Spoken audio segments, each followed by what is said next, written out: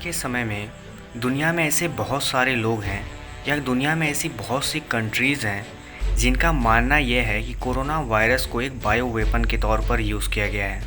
अब bio weapon से मतलब होता है एक जैविक हथियार। अगर आपको नहीं पता कि एक जैविक हथियार क्या होता है तो इस वीडियो में हम लोग उसी के बारे में बात करने वाले हैं। लेकिन हैरानी की बात यह है कि ये प्रचलन बहुत लंबे समय से चला आ रहा है और ये एक ऐसा प्रचलन है जिसमें कंट्रीज़ को लगता है या फिर इस तरह के बायो वेपन यूज़ करने वाले लोगों को लगता है कि वह इसका यूज़ करके आराम से बच भी जाएंगे और दुनिया भर के लोग उनको नहीं पहचान पाएंगे, क्योंकि ये बिल्कुल उसी हिसाब से काम करते हैं कि वो आपकी नज़र में तो बहुत आपके फ्रेंडली बनते हैं, लेकिन ऐसे लोग असल में आपको अंदर अंदर नुकसान पहुंचा रहे होते हैं। क्योंकि बायो वेपन का यूज़ करना इतना आसान होता है कि कोई भी देश, कोई भी संगठन बड़े चुपके से इसका इस्तेमाल दूसरे पे कर लेता है और सामने वाले को इसका पता भी नहीं चलता है। हालांकि अगर देखा जाए तो ये पूरी तरह से अनएथिकल है और इसका जो असर होता है वह छोटे, बड़े और समाज के हर एज के लोगों पर होता है। और सबसे बड़ी बात ये होती है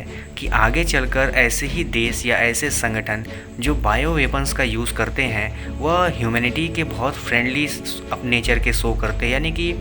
वह ऐसा शो करते हैं कि वह मानवता के बहुत ही बड़े दोस्त और बहुत ही मदद करने वाले लोग हैं। हालांकि वो चोरी चोरी अपने वैक्सीन्स और अपने मेडिसिन को बेचने की कोशिश करते हैं। हालांकि इस बात से इनकार नहीं किया जा सकता कि पूरी दुनिया में ऐसी बहुत से कंट्रीज़ हैं जो इन सब चीज़ों पर काम करते हैं और वो कभी न कभी इन सब चीज़ों को स्टोर करते हैं और उसको कभी कभार बायो वेपन्स के तौर पर यूज़ करते हैं। अब आपको बता दें कि दुनिया में सबसे सेफेस्ट प्लेस जो है ये वायरस को स्टोर करने का वो यूएस में है और ऐसा माना जाता है कि वहाँ से भी ये वायरस कई बार लीक्स हो जाते हैं, लेकिन उनको फिर कंट्रोल कर लिया जाता है। हालांकि पूरी दुनिया की नज़र इस समय इसको बायो वेपन्स कहने के ऊपर इसलिए टिकी हुई है क्योंकि जिस तरह से इस वायरस को मैनिपुलेट किया गया है और अलग अलग स्ट्रेन्स में बनाया गया है, और सबसे बड़ी बात कि इसको दुनिया के अलग अलग लोकेशंस पर छोड़ा गया है। यही कारण है कि चीन भले ही इसका जन्मदाता रहा हो, लेकिन इतने सारे स्ट्रेन्स जो थे वह चीन में नहीं पनपे बल्कि अलग अलग लोकेशंस पर। और ऐसे कुछ खास देश हैं जो चीन को पसंद नहीं करते, हालांकि उन्हीं सब देशों पर इस तरह के ज़्यादा वेरिएंट देखने को मिले हैं और इतने सारे म्यूटेशन नेचर में अचानक से नहीं होते। यही सब कारण है कि दुनिया को ऐसा लग रहा है और बड़े बड़े जेनेटिक्स एक्सपर्ट भी ऐसा मानते हैं कि कोरोना वायरस को एक बायो वेपन्स के तौर पर यूज़ किया गया है, क्योंकि जिस तरह के म्यूटेशन ये शो करता है और इतनी जल्दी ये शो करता है, इतने वेरिएंट्स, इससे यही सामने आता है कि नहीं, ये इतनी जल्दी नेचर में नहीं होते हैं बल्कि इसको खुद ही लैब में बनाया जा सकता है। अब बात आती है कि दुनिया कोरोना वायरस से कब से परिचित है, या फिर अगर ये बायो वेपन्स हैं तो आखिर ये पूरी दुनिया भर के अलग अलग लोकेशंस में कैसे पहुँची। लेकिन उससे पहले आपको ये जानना चाहिए कि एक बार 2014 में ऐसा हुआ कि 4 रिसर्चर जो कि पोलैंड के थे, उन्होंने अपने एक नोट्स पब्लिश किए जिसमें ऐसा बताया गया था कि कोरोना वायरस के जो वेरिएंट हैं NL63 उसको कैसे फ्रीज़ और ड्राई करना है और स्टोर करना है, उसके बारे में काफ़ी बाकायदा प्रोटोकॉल्स दिए गए थे। यानी कि ये जो 4 रिसर्चर्स पोलैंड के थे वो कोरोना वायरस के एक वेरिएंट पर बहुत लंबे समय से काम कर रहे थे और उन्होंने इसको फ्रीज़ करना और इसको डिलीवर करना, इन सारे टॉपिक्स पर बहुत गहरी रिसर्च किया था। और उसके बाद उन्होंने पूरा का पूरा प्रोटोकॉल पब्लिश किया कि आखिर ये कोरोना वायरस का जो NL63 वेरिएंट है आखिर इसको कैसे स्टोर किया जा सकता है।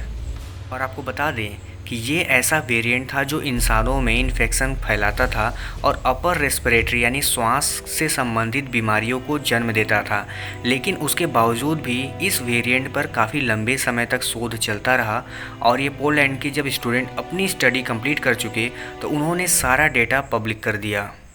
अगर उस डेटा की बात करें तो उनके हिसाब से ऐसा बताया गया था कि हाँ, ये कोरोना वायरस का जो वेरिएंट है इसको बड़े आराम से स्टोर किया जा सकता है और न ही स्टोर किया जा सकता है बल्कि इसको डिस्ट्रीब्यूट भी किया जा सकता है। यानी कि दुनिया के एक जगह के लैब से दुनिया के किसी दूसरे कोने पर उपस्थित किसी भी लैब में इसको बड़े आराम से भेजा जा सकता है। यानी कि आप मात्र 4 डिग्री सेल्सियस की टेम्परेचर पर इसको 14 दिन से लेकर करीब 2 महीने तक स्टोर कर सकते हैं और आप अंदाज़ा लगा सकते हैं कि कोई भी इंसान इसको 2 महीने में कहाँ से कहाँ पहुँचा सकता है।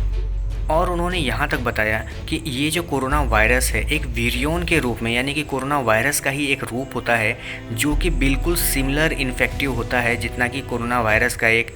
वायरस हो बॉडी सेल होता है।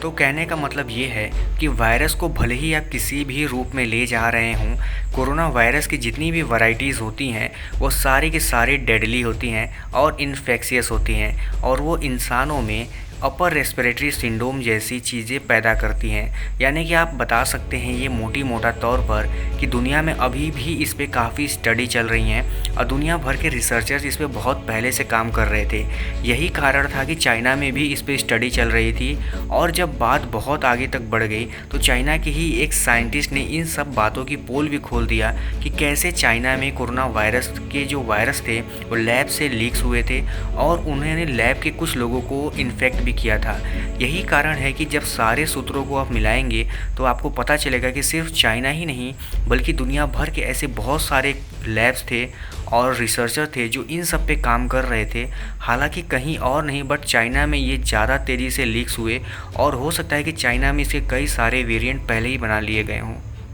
तो अलग अलग लोकेशंस पर अलग अलग समय पर टारगेट किए गए और उनको भेजा गया। यही कारण है कि दुनिया में इतने सारे वेरिएंट कोरोना वायरस के इतने जल्दी दिखाई दे रहे हैं। खासकर भारत में भी 4 वेरिएंट लगभग आ चुके हैं, जबकि चीन इन सब का जन्मदाता है बट वहाँ पर अभी भी इस तरह के वेरिएंट नहीं है। इससे ये अंदाज़ा तो लग जाता है कि इसको बनाया ही गया है, न कि ये नेचुरली अपने आप जन्मा है। क्योंकि अगर ये नेचुरली अपने आप इस तरह से बना होता तो वो पूरी दुनिया में एक जैसे ही डिस्ट्रीब्यूट होते और एक जैसे ही मिलते, क्योंकि वो स्लोली एक जगह से दूसरे जगह फैले होते। तो आपका इस बारे में क्या मानना है मुझे कमेंट करके ज़रूर बताइएगा। कल मिलते हैं किसी और वीडियो में किसी और टॉपिक के साथ। बट अगर आप चैनल पर पहली बार हैं तो चैनल को लाइक और सब्सक्राइब जरूर कर लीजिएगा, क्योंकि हम इंडियन डिफेंस, एरोस्पेस और हेल्थ से रिलेटेड वीडियोज़ रोज लाते रहते हैं। तब तक के लिए धन्यवाद।